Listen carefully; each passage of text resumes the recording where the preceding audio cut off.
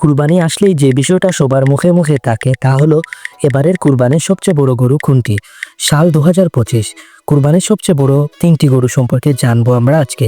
তাছাড়া বাংলাদেশের সবচেয়ে বড় গরুগুলোর বিভিন্ন নাম দিয়ে থাকেন এই গরুগুলোর মালিক। এবারে কি নাম দিয়েছেন গরুর মালিকগণ? 1. বাংলাদেশের কুরবানির সবচেয়ে বড় গরুর নাম মানিক। হামিদা আপার বাড়ি টাঙ্গাইল জেলার দেলুদুয়ার থানার বেঙ্গল গ্রাম। এই গরুটি পালন করেছেন হামিদা আপা। হামিদা আপার বাড়ি টাঙ্গাইল জেলায়। এই গরুটির বয়স প্রায় 10 বছর হতে চলেছে। এই গরুটি কয়েক বছর ধরেই বিক্রির চেষ্টা করেছেন, কিন্তু সঠিক দাম না পাওয়ার কারণে গরুটি এখনও বিক্রিতি হয়নি।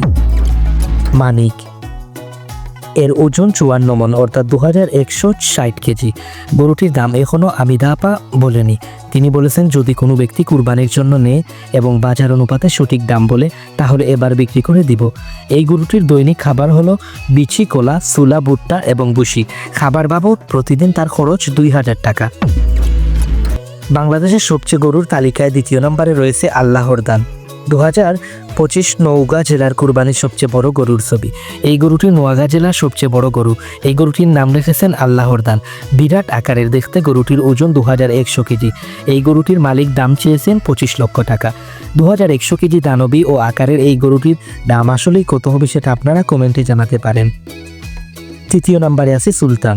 ময়মনসিংহ জেলার সবচেয়ে বড় গরু এটি। এই গরুটির নাম দিয়েছে সুলতান।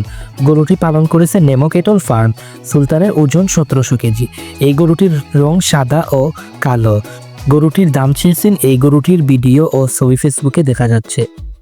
এই গরুটির দাম জানা যায়নি। আপনি যদি এই গরুটি কিনতে চান তাহলে ময়মনসিংহের নেমো ক্যাটল ফার্মে যোগাযোগ করেন। বাংলাদেশের সবচেয়ে বড় গরু সমস্ত ভিডিওতে উল্লেখ করা হলো, যেগুলো দেখে আপনারা সমস্ত বিস্তারিত জানতে পারলেন।